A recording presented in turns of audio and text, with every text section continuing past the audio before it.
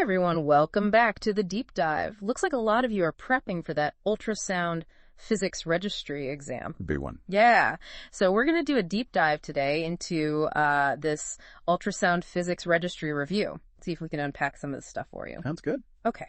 So this review guide, it's a pretty good one. It covers all kinds of things. It's got sound fundamentals. It talks about how sound acts in different tissues, all the magic behind transducers, Doppler principles. Safety, too. Safety considerations, yeah, for sure. And then it even gets into some of the newer technologies, which is always exciting. Definitely. Okay, so let's just jump right in, huh? Yeah, let's do it. Let's start with the fundamentals of sound.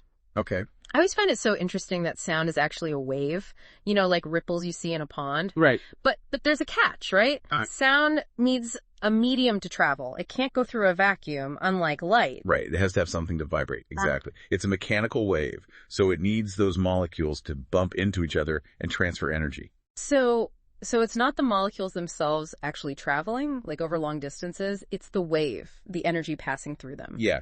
Just the energy, like a domino effect. Okay. And this wave is longitudinal, meaning the vibration of those particles is in the same direction that the wave is traveling. Right. Like, think of pushing a slinky. You know, the coils compress and then they spread out, and it's all happening in the same direction of that push, just like compressions and rarefactions in a sound wave. Oh, that's a good way to visualize it, yeah. Okay, so the guide, it gets into frequency, wavelength, and period. I feel like when you're first starting out, those terms can kind of trip you up. Yeah, they can be a bit tricky. Yeah. But they're super important for understanding how ultrasound works. Okay, well then let's define them, huh? Let's make sure we're all on the same page. What's frequency? So frequency is basically how many cycles of that sound wave occur per second. Okay. Measured in hertz. So a higher frequency means more cycles are happening per second. And then wavelength, that's the distance between corresponding points on a wave. Think of it like the distance between two crests in a wave on the ocean. Okay. And then we have period. And that's simply the time it takes for one complete cycle to happen. Okay. So they're all kind of related then, right? Oh, yeah, for sure. Wavelength and frequency have an inverse relationship. So think about a high-pitched sound, like a whistle. It has a high frequency but a short wavelength. Okay. But then if you think about a low-pitched sound, like a bass drum, it has a low frequency and a long wavelength. Okay, I see. And the guide also emphasizes that wavelength is directly related to the propagation speed, which is how fast the sound wave is actually traveling. Right. But that depends on the medium. Right. We all know that sound travels faster in water than it does through air. Exactly. So before we move on, let's touch on the different types of sound waves. This review guide, it mentions infrasound, audible sound, right, and ultrasound. So where does the sound that we use in diagnostic ultrasound actually fit into all of that? So diagnostic ultrasound, it uses frequencies that are much higher than what we can hear. So it's way up there, typically between 2 and 20 megahertz. And that's why it's called ultrasound, because it's beyond what we can hear. Okay, so we're using sound waves that we can't even hear to create these images. That's pretty cool. All right, so now let's talk about how sound behaves in different tissues, because this is really where it starts to get interesting. Yeah, exactly. And this review guide highlights propagation speed as a really important concept here. Right. And propagation speed, that all depends on the medium the sound is traveling through. So, for example, sound travels faster through bone than it does through soft tissue. Okay. But the cool thing is that sound travels at a very consistent speed through all soft tissues. Really? Yeah. And it's about 1,540 meters per second. Wow. Okay, so why is that consistent speed so important? What does that allow us to do? Well, it's how the ultrasound machine knows where to place those echoes that you see on the screen. You know, the machine sends out a pulse, and then because it knows the speed of sound in tissue, it can actually calculate the distance to the reflector based on the time it takes for that echo to come back. So it's like a really, really fast game of sonar, bouncing sound waves off the structures inside the body. Exactly. That's incredible. Okay, but what happens when that sound wave encounters a boundary between two different types of tissues, like let's say between muscle and bone? Yeah, good question.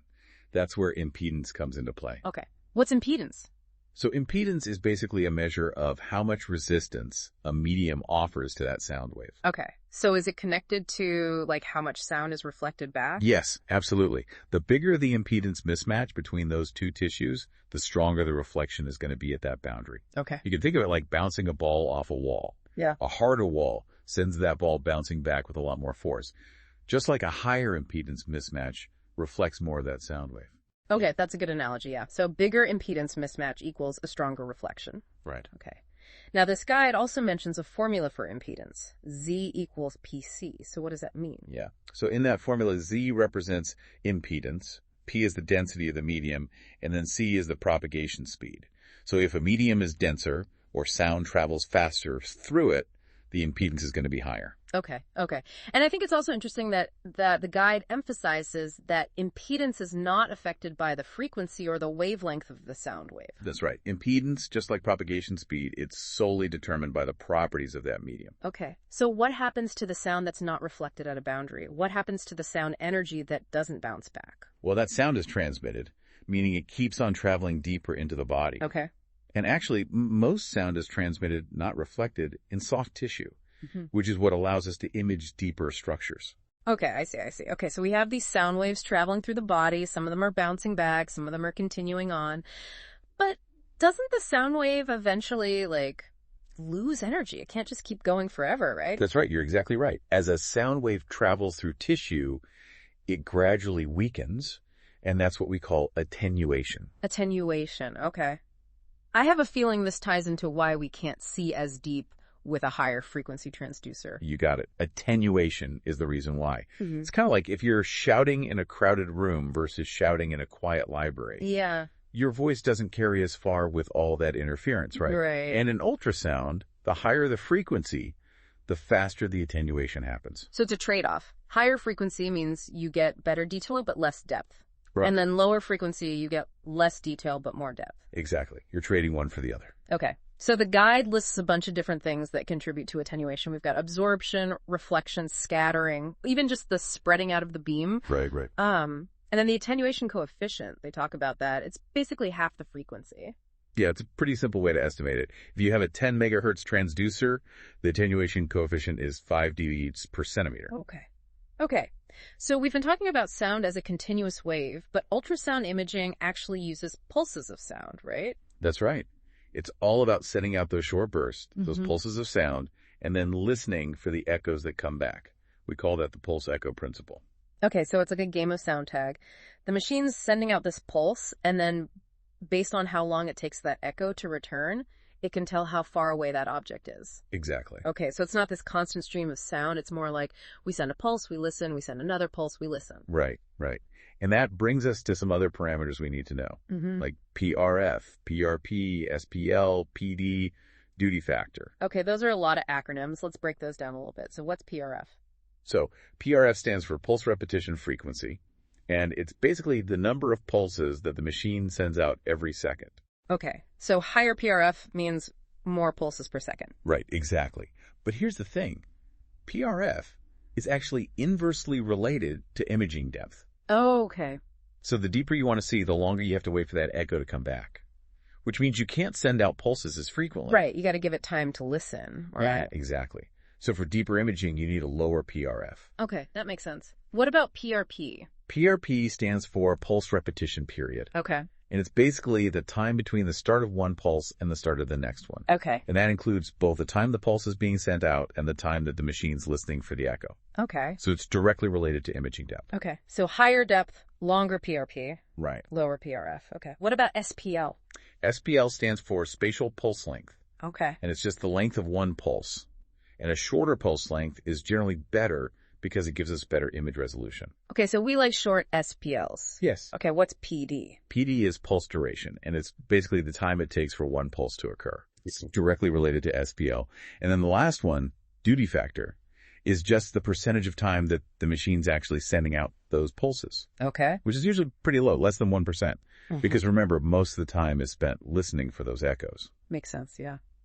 Okay, so the guide mentions a 13 microsecond rule. Yeah. What is that? It's a handy little trick for estimating the depth of a reflector. Basically, for every 13 microseconds of round trip time, the reflector is 1 centimeter deeper in the body. Oh, that's a good one. It's just a shortcut that based on the speed of sound in soft tissue. That's really neat. Okay, so now let's talk about resolution. Okay. Because resolution is like a fundamental concept in ultrasound. It's all about the machine's ability to distinguish between two objects that are close together, right? Exactly, yeah.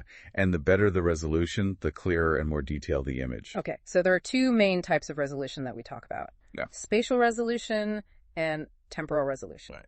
So spatial resolution, that's about distinguishing between objects that are close together in space. Right, right. And then temporal resolution, that's about the ability to distinguish between events that are close together in time. Right. So spatial is about clarity, temporal is about motion. Okay, let's talk about spatial resolution first. Okay. So we have axial resolution and lateral resolution. What's axial resolution? So axial resolution, sometimes called longitudinal resolution, is the ability to separate two objects that are positioned one in front of the other along the direction of the beam. Okay, so it's like how clearly we can see structures at different depths along the same scan line. Exactly, yeah. And a key factor that influences axial resolution is that spatial pulse length we talked about. A shorter pulse length generally means better axial resolution. Okay, so shorter pulses, sharper view along the beam's path. What about lateral resolution? So lateral resolution, sometimes called azimuthal resolution, is the ability to distinguish between two objects that are side by side, perpendicular to the beam. So it basically determines how sharp the image is across the width of that beam. Okay, so lateral resolution is about detail, side to side. What factors influence lateral resolution? Well, the most important one is the width of the ultrasound beam. So a narrower beam means better lateral resolution, because it can pinpoint those objects more precisely. Imagine it like shining a flashlight. A narrower beam will create a much clearer outline of an object than a wider beam will.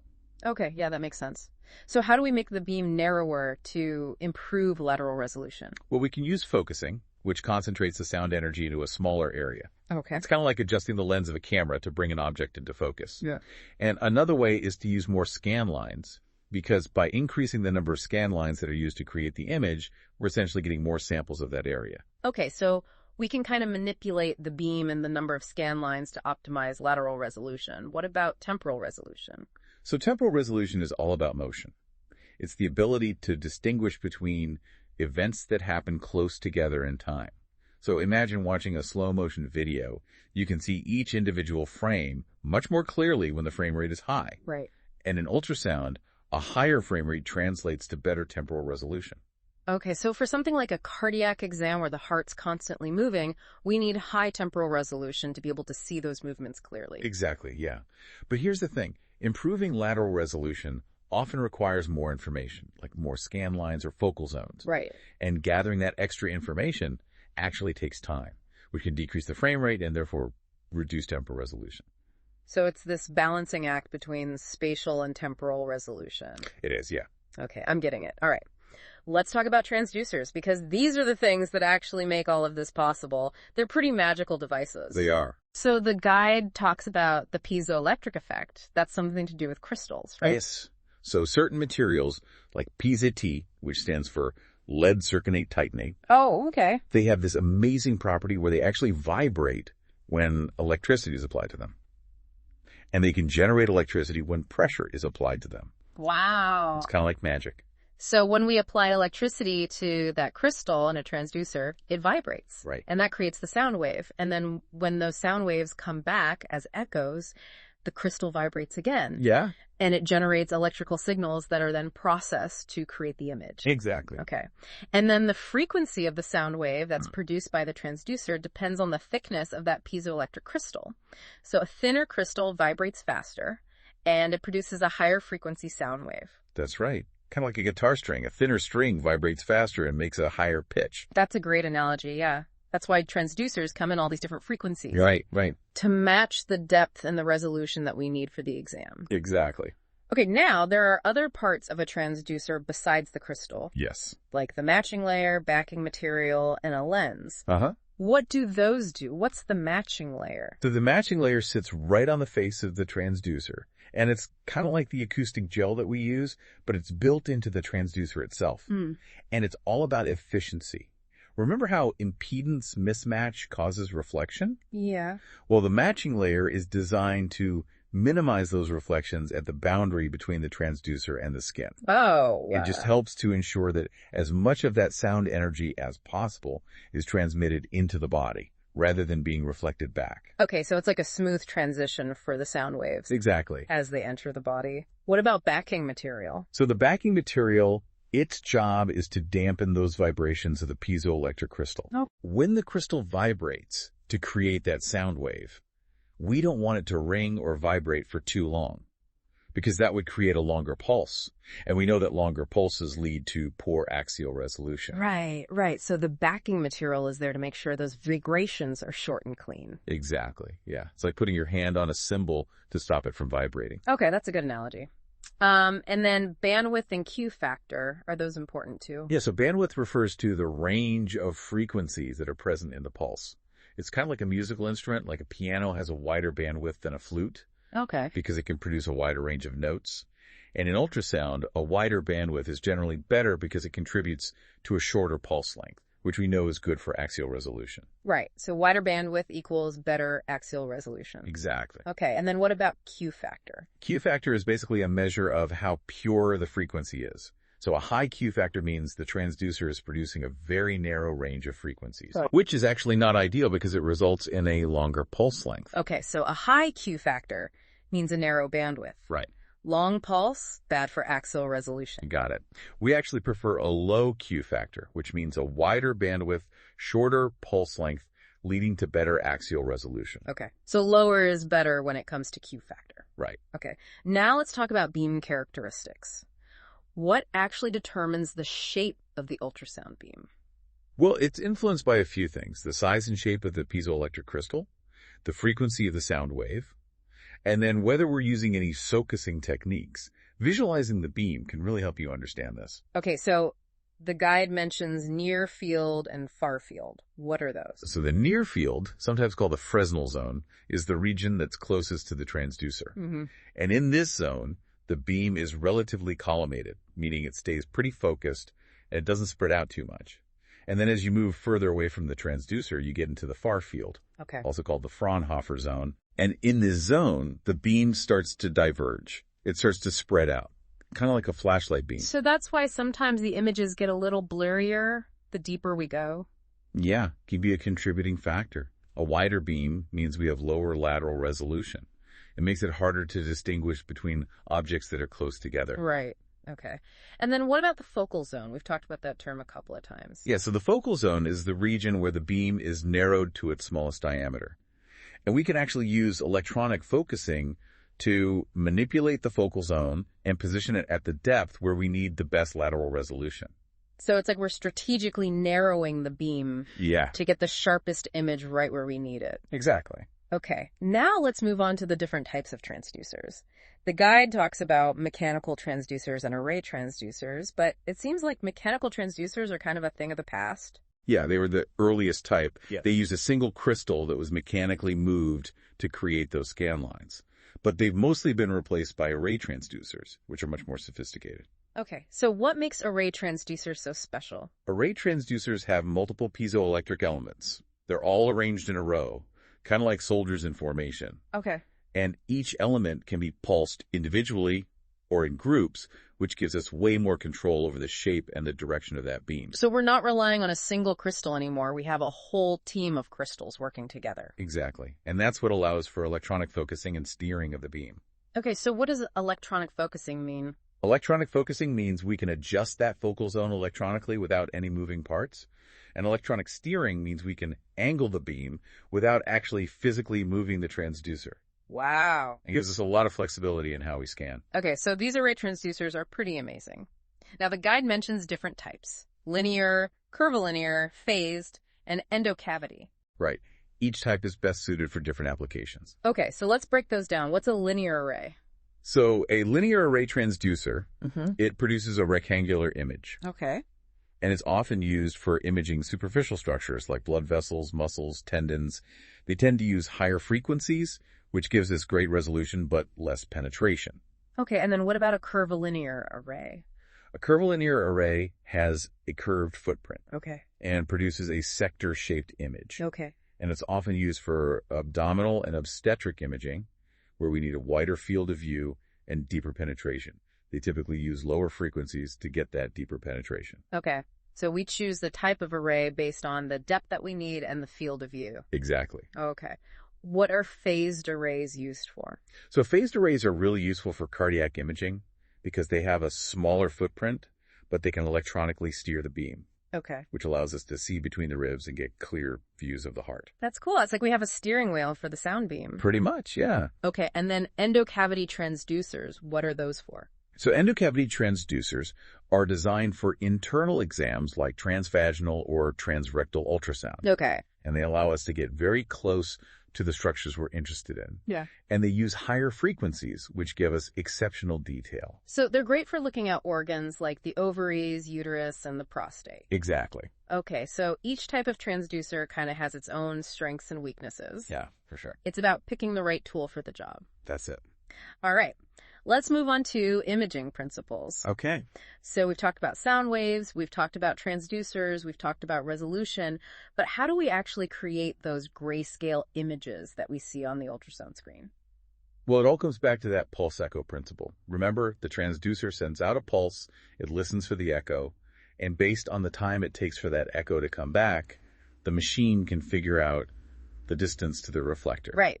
But how does that distance information actually get turned into a visual image? So there are different imaging modes. The one you're probably most familiar with is B mode, Okay. which stands for brightness mode. Okay. And that's what gives us those familiar grayscale images.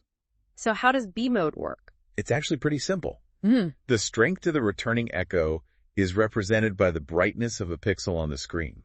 Okay. So a strong echo creates a bright pixel, a weak echo creates a darker pixel, and by putting all of those pixels together, we create that grayscale image. So it's like we're painting a picture with echoes. The brighter the echo, the brighter the brush stroke. Exactly. And then we have a couple of other imaging modes. There's A mode, which stands for amplitude mode, but that's mainly of historical interest. And then we have M mode, which stands for motion mode, and that's basically a time-lapse image along a single scan line. So it shows us how things are moving over time. Okay, so M mode is really useful for things like heart valves or the fetal heartbeat. You got it. And then there's another important concept called the range equation. The range equation, okay. What is that? So the range equation allows us to calculate the distance to the reflector based on the time it takes for that echo to come back. Remember how we said the machine knows the speed of sound in tissue? Yeah. Well, by using that information and the round-trip time of the echo, we can figure out the depth of the reflector. So it's a mathematical way to make sure that the echoes are displayed at the correct depth on the screen. Exactly. And we already talked about that 13 microsecond rule as a quick way to estimate depth. Right.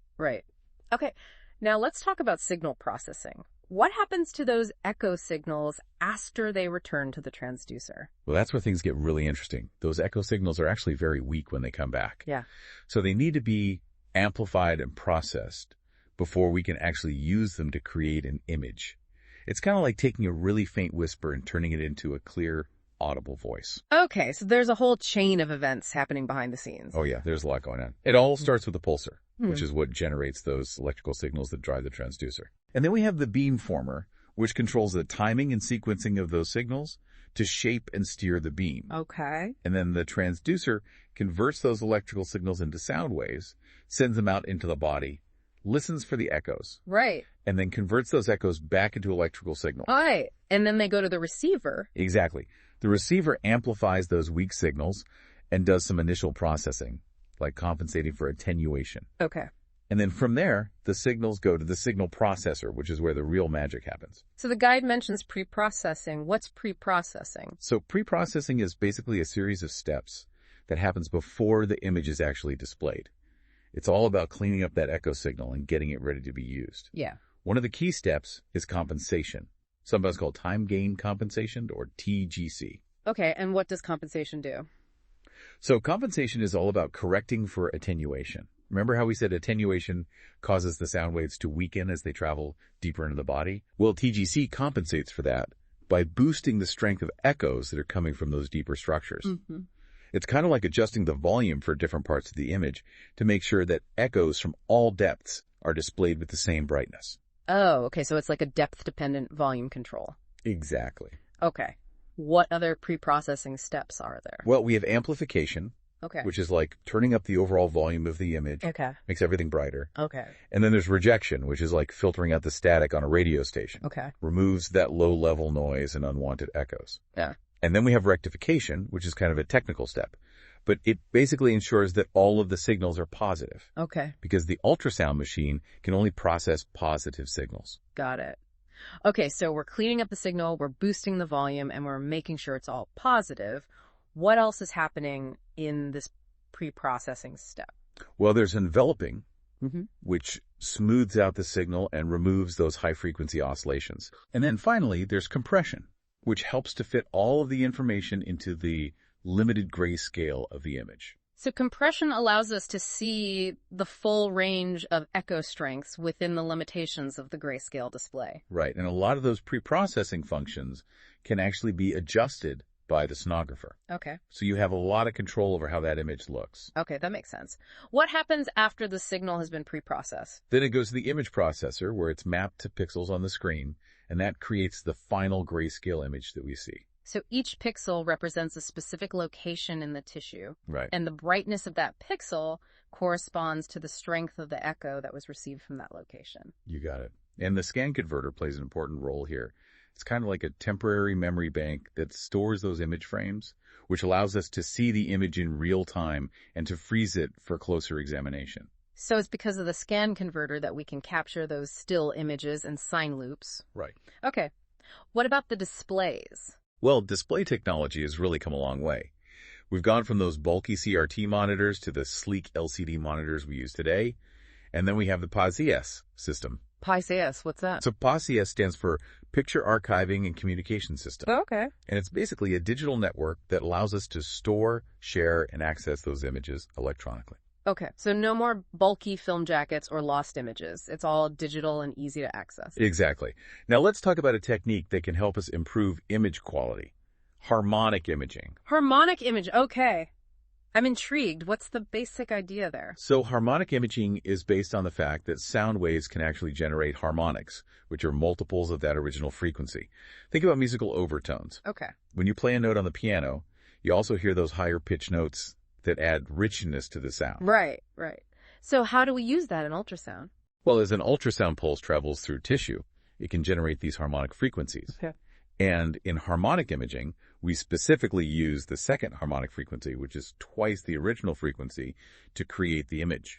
Okay, so why is that second harmonic frequency so special? What advantages does it give us? Well, the second harmonic, it's less affected by noise and clutter that can sometimes degrade the image, and it also experiences less beam divergence in the far field, Okay. which leads to better lateral resolution. So harmonic imaging basically gives us a cleaner, sharper image. Right. Especially in those deeper areas where the beam tends to spread out. Exactly. It's a clever way to improve image quality just by taking advantage of the natural properties of those sound waves. Okay, that makes sense. It's pretty amazing how much thought and ingenuity has gone into making ultrasound imaging work. It really is. Now, speaking of things that can make imaging tricky, let's talk about artifacts. Okay. Artifacts, those are the things that show up on the image, but they don't actually represent the real anatomy. Right, they're kind of like illusions. Yeah, illusions. Okay. So it's important to be able to recognize artifacts, to understand what causes them, and to know how to minimize them so we don't make mistakes when we're interpreting the images. Exactly. Okay, so let's talk about some of the common artifacts that we might run into. What's reverberation? So reverberation, it's like an echo of an echo. It happens when sound bounces back and forth between two strong reflectors. Okay. And it creates these multiple, equally spaced echoes on the image. So it's like those repeating echoes you hear in a canyon. Exactly. Okay. What about shadowing? Shadowing, that occurs when we have a structure that's really good at attenuating sound, like bone or a stone, Okay. and it blocks the sound beam. So it creates a dark area behind it. So shadowing can actually be a clue that we're dealing with something that's very dense. Right. Okay. What about enhancement? So enhancement is basically the opposite of shadowing. It happens when sound travels through a weakly attenuating structure, like a fluid-filled cyst. And so the tissues behind the cyst actually appear brighter than they should. Okay, so shadowing and enhancement can actually be helpful in making a diagnosis. They can. They can give us clues about what those structures actually are. Okay, so you've got reverberation, shadowing, enhancement. What other artifacts do we need to watch out for? Well, there's edge shadowing, which happens at the edges of curved structures, Okay. like blood vessels. Mm-hmm. And it's caused by the bending of the sound waves, which we call refraction. So it's like the waves are getting deflected at the edge of the curve, and that creates a shadow. Exactly. And then we have mirror image artifact, which is when we see a duplicate of a structure because of a strong reflector, like the diaphragm. The diaphragm can act like a mirror and reflect those sound waves back towards the transducer. Oh, wow. So you might see a mirror image of the liver above the diaphragm. That's wild. Okay, so what other kind of tricks can these sound waves play on us? Well, there's beam width artifact, which is basically a blurring of the echoes because that ultrasound beam isn't infinitely thin. And then we have slice thickness artifact, which is similar, but it happens in the elevational dimension. The beam has a certain thickness, so we might see echoes within anechoic structures, like cysts. Right. That should be completely black. So it's like the beam isn't sharp enough to completely slice through those structures. Right. Okay. And then the guide also mentions side lobe and grating lobe artifact. What are those? So those are caused by stray sound energy that's emitted from the transducer or from the beam itself. Think of it like unwanted light leaking from a flashlight. Okay. Those stray sound waves can create echoes that are placed in the wrong spot on the image. So they can create things that aren't really there. Exactly. And then we have propagation speed errors. Okay. Which happen when the ultrasound machine assumes the wrong speed of sound for the tissue that's being imaged. Okay, so if the machine thinks the speed of sound is 1,540 meters per second, but it's actually different in that particular tissue, then the echoes are going to be displayed at the wrong depth. Exactly. And then there's range ambiguity artifact, which can happen when the pulse repetition frequency is set too high. Okay.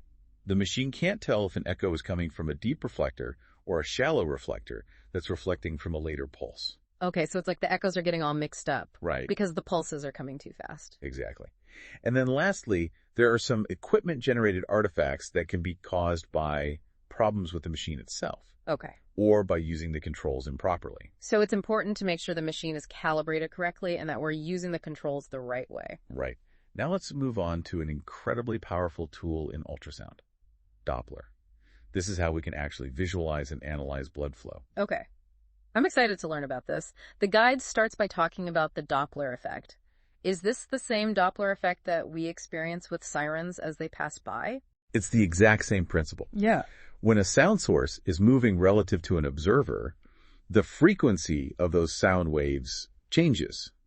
So if the source is moving towards the observer, the frequency increases. Yeah. And if it's moving away, the frequency decreases. Right. That's why a siren sounds higher pitched as it's approaching. Right. And then lower pitched as it moves away. Exactly. Okay, so in ultrasound, we're using this principle to detect blood flow. The red blood cells are acting as those moving reflectors. Right. So if the blood cells are moving towards the transducer, the frequency of the returning echo is going to be higher than the original frequency. Exactly. Yeah. And if they're moving away, the frequency is going to be lower. That's right. And that change in frequency is what we call the Doppler shift. Right. Okay, so a positive Doppler shift means blood flow towards the transducer. Uh-huh. Negative shift means flow away from the transducer. Exactly. And the magnitude of that shift tells us how fast the blood's moving. That's right. So the bigger the shift, the faster the flow. The guide mentions the Doppler equation. What does that tell us? So the Doppler equation is a mathematical way to represent the relationship between the Doppler shift and all those factors that can influence it. It includes the transmitted frequency, the velocity of the blood flow, the angle between the sound beam and the direction of flow, and then the speed of sound in the medium. Wow. A lot of variables. Is there one in particular that's especially important for us to understand when we're using Doppler? Yeah, the Doppler angle is super important for getting accurate velocity measurements. It's the angle between the ultrasound beam and the direction of that blood flow. Okay. So if the beam is hitting the blood flow head on, that's a good angle. That's right. The Doppler shift is strongest when the beam is parallel to the flow, meaning a Doppler angle of 0 degrees. As the angle increases, that Doppler shift actually gets smaller. And if the beam is perpendicular to the flow, so 90 degrees, there's no Doppler shift at all. Okay, so we need to be mindful of that angle if we want to get accurate readings. Exactly. Okay, now let's talk about color Doppler imaging.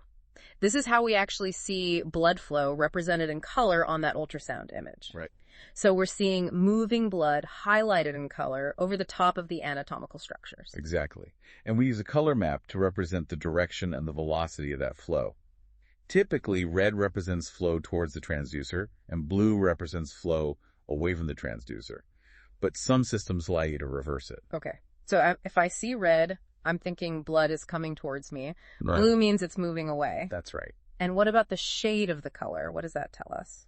So the shade, that represents the velocity.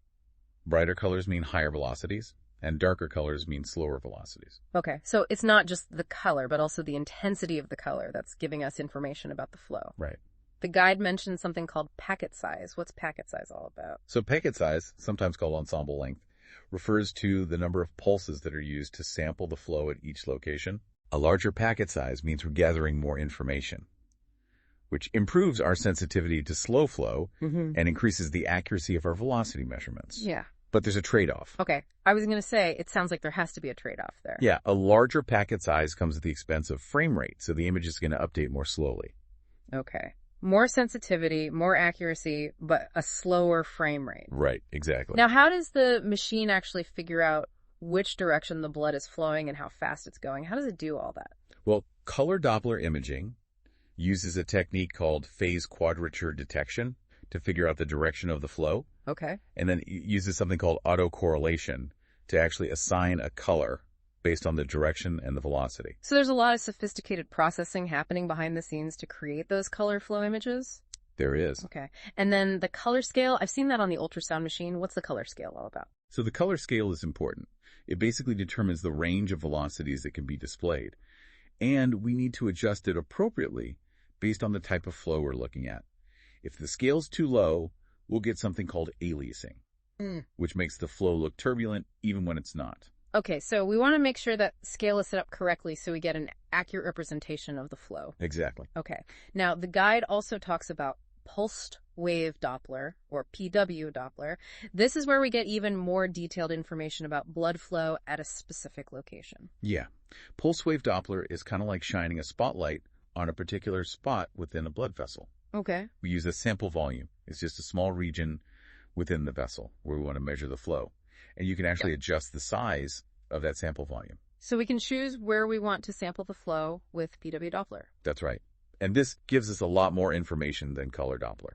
We can measure the exact velocity of the flow at that specific location, and we can also see the waveform of the flow, which shows us how the velocity changes over time. The guide mentions spectral analysis in relation to PW Doppler.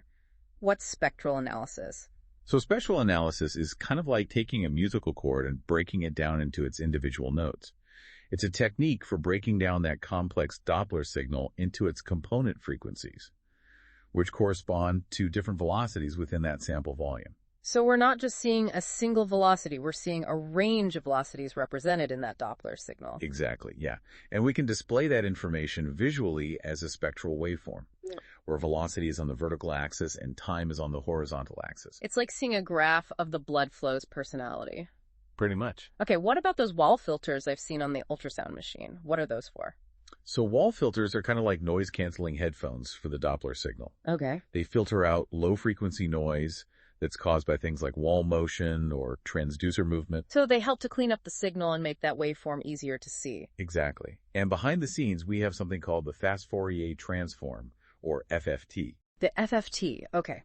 What does that do? So the FFT is a mathematical algorithm that basically performs a crucial transformation. It converts that Doppler signal from the time domain to the frequency domain. And that's what allows us to actually see that spectral waveform with its range of velocities. So it's like translating the Doppler signal into a language that we can understand visually. That's a great way to put it. Okay. Now, remember aliasing, that issue we talked about with color Doppler? Yeah. Well, aliasing can also occur in pulse wave Doppler. It can. If that Doppler shift is too high for the PRF setting, we can get that wraparound effect in the waveform. Okay. And that can lead to inaccurate velocity measurements. But there are a few things we can do to try to fix aliasing. We can increase the PRF, which raises the Nyquist limit. We can adjust the baseline to shift that waveform down. Or we can try to decrease the Doppler shift itself by reducing the transmit frequency or increasing the Doppler angle. Okay. So we have some control over the Doppler settings to make sure that we're getting accurate readings. We do. Okay, good. Now let's talk about hemodynamics. This is the study of blood flow. And I have a feeling this is going to tie into what we've been learning about Doppler. You're exactly right. Hemodynamics is all about understanding those forces that drive blood flow and the factors that can oppose it. And the main driving force is the pressure gradient. which is simply the difference in pressure between 2 points in the circulatory system. Okay. So the greater the pressure difference, the stronger the push, the faster the blood's going to flow. Exactly. And then the main force that's working against blood flow is resistance. Okay. And resistance is determined by a few factors: the size and shape of the blood vessels, the viscosity of the blood, and any external forces that might be acting on the vessel. So it's like this constant battle between pressure trying to move the blood and resistance trying to hold it back. That's a great analogy. And we can actually see evidence of this interplay between pressure and resistance in those Doppler waveforms. Really? How so? How does the waveform reflect what's happening in the vessel? Well, if there's a lot of resistance in a vessel, the flow is going to be more pulsatile, meaning the velocity is going to change dramatically over the cardiac cycle. We'll see a really sharp peak in velocity during systole when the heart contracts, and then a rapid drop in velocity during diastole when the heart relaxes. So a high-resistance waveform is going to look more jagged, more spiky. Exactly. Yeah. On the other hand, if there's less resistance in the vessel, the flow is going to be more continuous, meaning the velocity won't fluctuate as much. Okay. And the waveform is going to look smoother, more rounded. Okay, so the shape of the waveform actually gives us clues about the resistance inside that vessel. It does. The guide also mentions Poiseuille's law. Have you heard of that one? Poiseuille's law. Yeah, that sounds familiar. Refresh my memory. Okay, so Poiseuille's law is a pretty fascinating equation that describes the relationship between flow rate, pressure gradient, resistance, and vessel radius. Okay. It tells us that flow rate is directly proportional to the pressure gradient and the fourth power of the vessel radius. The fourth power. That seems like a big deal. It is a big deal. Yeah. It means that even tiny changes in vessel radius can have a huge impact on blood flow. Wow. For example, if the radius of a vessel is reduced by half, the flow rate is going to decrease by a factor of 16. So even a seemingly small narrowing can really restrict blood flow. Exactly. And this is why it's so important to be able to detect and evaluate stenosis, which is the narrowing of a blood vessel. Poiseuille's law really helps us to understand how those changes in vessel size affect the blood flow. That's a really important concept. Okay, now the guide also mentions the Bernoulli effect. Right. What does that tell us about blood flow? So the Bernoulli effect describes the relationship between the velocity and pressure of a flowing fluid. It states that as the velocity of a fluid increases, its pressure decreases. So if blood is flowing really quickly through a narrowed section of a vessel, the pressure in that narrowed area is going to be lower. That's exactly right. And this is really important for understanding the hemodynamics of stenosis. We often see a pressure drop in the area of a stenosis because the blood is forced to move faster through that restricted space. It's like squeezing water through a narrow hose. Yeah. You know, the water speeds up as it goes through that constricted area. Exactly. Okay. Now let's talk about different types of blood flow. I remember the guide mentioned laminar flow, parabolic flow, plug flow, and turbulent flow. Right. So those terms describe the different ways that blood can flow within a vessel. Laminar flow is the normal, smooth, layered flow of blood. Imagine like perfectly stacked sheets of paper gliding over each other. So it's organized. It is. And then in parabolic flow is a specific type of laminar flow where the velocity is highest in the center of the vessel and it gradually decreases towards the walls. It forms this parabola-shaped profile. So it's a nice, smooth, curved flow pattern. Right. Okay, and then plug flow. What's that? Plug flow is another type of laminar flow, but the velocity is basically constant across the entire vessel, like a uniform plug of blood that's moving all together. We often see this at the entrance of a vessel. Okay, so we've got these different types of organized flow patterns, Right. and then we have turbulent flow, which sounds like things are a little more chaotic. Turbulent flow is the opposite of laminar flow. It's disorganized and chaotic. There are swirling currents, eddies. Think of water flowing rapidly over rocks in a stream. Okay. And this is often associated with stenosis or other abnormalities within those blood vessels. So turbulent flow is usually a sign that something's not right. How do we actually detect turbulent flow using Doppler? Well, we can see evidence of turbulent flow in that Doppler spectral waveform we talked about. Mm-hmm. Normally, there's a clear area in the center of the waveform called the spectral window. Okay. But when flow becomes turbulent, that window disappears.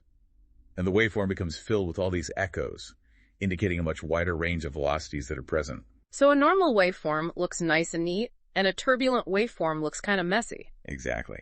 And the guide mentions a value called Reynolds number. Reynolds number, what's that? So Reynolds number is a dimensionless value that can actually predict the likelihood of turbulent flow. It takes into account factors like the velocity of the blood flow, the diameter of the vessel, and the viscosity of the blood. And a higher Reynolds number means there's a greater chance of that flow becoming turbulent. Okay, so Reynolds number gives us a way to actually quantify the risk of turbulence. Exactly. And generally, a Reynolds number above 2,000 is considered to be indicative of turbulent flow. Okay, so now let's put it all together. How do we actually use Doppler to assess the hemodynamics of a vessel and to detect any abnormalities in the blood flow? Well, Doppler is a really powerful tool for evaluating blood flow. We can use color Doppler to get a quick overview of the flow patterns. Look for areas of turbulence or flow reversal. And then we can use pulse wave Doppler to zoom in on specific areas that we're interested in and get those precise velocity measurements. And remember those Doppler findings that we talked about that can suggest stenosis? Yeah. The aliasing, the post-stenotic turbulence, and then the elevated velocities. Right. Let's break those down a little bit. So what's aliasing again? So aliasing, remember, can occur when the flow velocity through that narrowed area exceeds the Nyquist limit. Okay. So if we see aliasing in that color Doppler image or in the pulse wave Doppler waveform, it could be a sign of stenosis. So we might see that wraparound effect in the color or in the waveform? Right. What about post-stenotic turbulence? So post-stenotic turbulence, that's a really common finding downstream from a stenosis. As the blood is forced through that narrow space, it becomes turbulent and disorganized. Right. Which leads to spectral broadening in the pulsed wave Doppler waveform. Okay. So we'll see that loss of the spectral window and a broadening of the waveform. Right. And then elevated velocities are another clue. Yeah.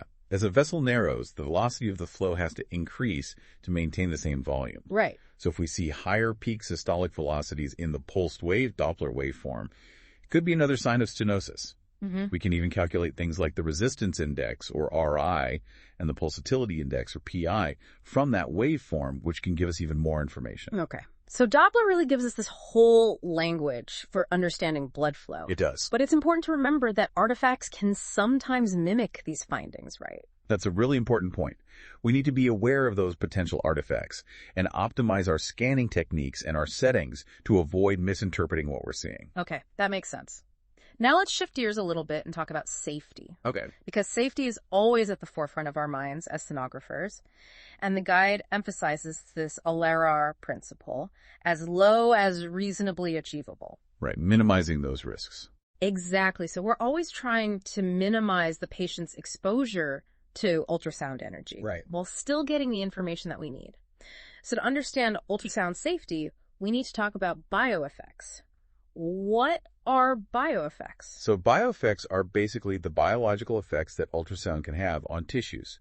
And there are two main types, thermal and mechanical. Okay. So what are thermal bioeffects? Thermal bioeffects are caused by the heating of tissues due to the absorption of that ultrasound energy. Right. Remember how we talked about absorption as one of those mechanisms of attenuation? Yeah. Well, when sound energy is absorbed by the tissue, it's converted into heat. So the more energy that's absorbed, the greater the potential for heating. And if the temperature gets too high, it can actually damage the tissues. Okay. Now, mechanical bioeffects, sometimes called cavitation, are a little different. Cavitation. What happens during cavitation? So cavitation is caused by those pressure fluctuations that are created by the sound waves. And these pressure changes can actually cause tiny gas bubbles to form and collapse within the tissues, and that can damage the cells. It's kind of like those ultrasound cleaning baths? You're on the right track, yeah. The intensities that we use in diagnostic ultrasound are much lower than what they use in those baths, but we still need to be aware of that potential. Right. Okay. So the guide mentions bioeffect indices, MI and TI. What are those? So MI stands for mechanical index, and it's a measure of the likelihood of cavitation occurring. Okay. And TI stands for thermal index, and it basically reflects the risk of tissue heating. Okay. So a higher MI means greater risk of cavitation. Right. A higher TI means greater risk of tissue heating. Exactly. And we want to keep both of those indices as low as possible. Right, of course. So how do we actually minimize those risks? Well, we have a few things we can do. We can adjust the output power, which controls the intensity of that beam. Okay. We can adjust the depth of our imaging, the number of focal zones we're using, and even the specific Doppler modes. Some modes are safer than others. Okay. So we can manipulate those machine settings to help minimize those bioeffects. Right. The guide also talks about safe practices for both patients and sonographers. Of course. So what are some of the key things for patients? Well, Probe disinfection is really important Right? to prevent the spread of infection. We always clean and disinfect the transducer between each patient, following those strict infection control protocols. Absolutely essential. And what about for sonographers? What are some things we need to be mindful of? Well, ergonomics are really important. Making sure we're using proper body mechanics and scanning techniques to avoid repetitive strain injuries. We also want to be mindful of our posture and take breaks. Right. It's easy to get caught up in the scanning and forget about taking care of our own bodies. It is. Okay, so now what about quality assurance? The guide talks about making sure our equipment is functioning correctly. Right, so quality assurance, or QA, is all about making sure that our ultrasound systems are performing accurately and reliably, giving us consistent, trustworthy results. And it involves regular testing and calibration of the equipment to make sure it's meeting certain standards. Okay, so it's like a quality control check. Exactly. Yeah. And we use special phantoms or test objects to actually evaluate the performance of those machines. Okay, the guide mentions the AIUM 100 millimeter test object and the tissue equivalent phantom. What are those and what do they tell us? So the AIUM 100 millimeter test object, it's kind of like a ruler for ultrasound. Okay. It's a fluid-filled tank with these strategically placed targets. And it lets us test things like distance accuracy, axial and lateral resolution, sensitivity of the system. Okay, so it's making sure all the machines are kind of on the same page. Exactly. What about the tissue equivalent phantom? So the tissue equivalent phantom, or TEPI, is designed to mimic the acoustic properties of real tissue. It has structures that resemble cysts, solid masses, blood vessels. So it allows us to evaluate the image quality and resolution, those parameters in a more realistic setting. So it's like scanning a simulated patient to see how the machine performs. That's a great way to put it. Okay. So QA is an ongoing process of testing, calibration to make sure that we're getting reliable results. It is. It's like double-checking our work. Exactly. Okay, now let's move on to some of those new technologies that are kind of shaping the future of ultrasound. Okay. This is the really exciting stuff. It is. Ultrasound is constantly evolving. The guide mentions elastography. What's that? So elastography is a technique for measuring tissue stiffness. Okay. It's based on the principle that stiffer tissues deform less than softer tissues when a force is applied. So it's like we're palpating the tissues with ultrasound. Yeah, that's a great analogy. And we can apply a gentle pressure with the transducer, or we can use the natural motions of the body, like breathing or the pulsations of blood vessels, to assess that stiffness. Okay. And what kind of information can elastography tell us? Well, for example, tumors tend to be stiffer than the surrounding healthy tissue. Okay. So elastography can be really helpful in detecting and characterizing tumors, distinguishing benign from malignant lesions, and even monitoring how well cancer treatments are working. Wow. That's incredible. It's like we're adding this whole new layer of information to the ultrasound image. We are. The guide also mentions 3D and 4D ultrasound.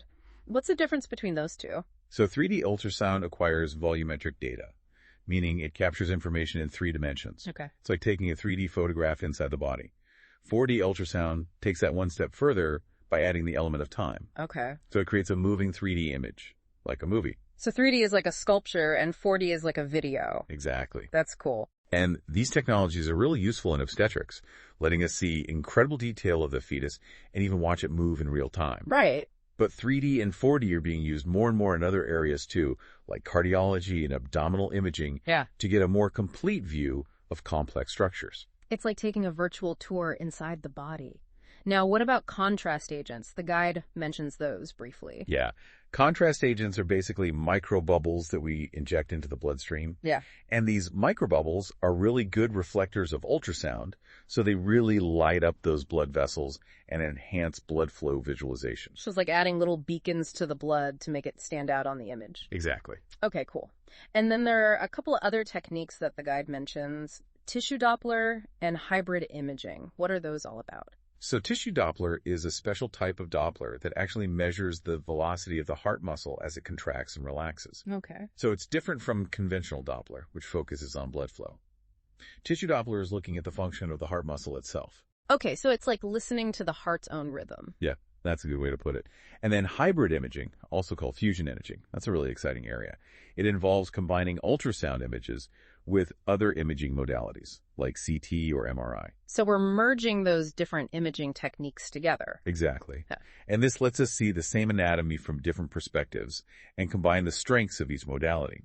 For example, we might use the real-time capabilities of ultrasound to guide a biopsy needle, and then use the detailed anatomical information from CT or MRI to make sure we're in exactly the right spot. That's incredible. It's like having multiple sets of eyes. It is, and I think we're going to continue to see more of this integration of ultrasound with other technologies. It's really exciting. Welcome back to the deep dive. We're wrapping up our exploration of ultrasound physics today. We've been going deep on the Ultrasound Physics Registry review, helping you get ready for that big exam. We've covered a lot of ground in this deep dive. We started with those basic properties of sound, and then we got into all the complexities of Doppler, how transducers work, why safety is so important, and we even got a little glimpse of what the future of ultrasound might look like. Before we wrap up completely, though, I wanted to circle back to those exciting new technologies. I'm really curious to hear what advancements you're most excited about. Well, the potential of AI in ultrasound really fascinates me. AI, yeah? I mean, imagine AI algorithms that could actually analyze ultrasound images as we're scanning in real time. It could pick up on subtle patterns that our human eyes might miss. It could flag potential abnormalities. That sounds almost too good to be true. Is that really possible? Oh, I think it's definitely within the realm of possibility. And I think it has the potential to really revolutionize how we practice ultrasound. Okay, so you're not worried about AI replacing sonographers entirely? Not at all. I see AI more as a tool to enhance our abilities, not to replace us. It can help us be more efficient, more accurate in our diagnoses, and maybe even handle some of those more routine tasks so we can spend more time focusing on our patients. Yeah, that makes sense. It's all about using technology to help us provide better care. Exactly. What other big advancements do you see happening in the future of ultrasound? Therapeutic ultrasound is another area that I think is going to explode in the coming years. Therapeutic ultrasound. Yeah. We're already using focused ultrasound to treat things like essential tremor and uterine fibroids.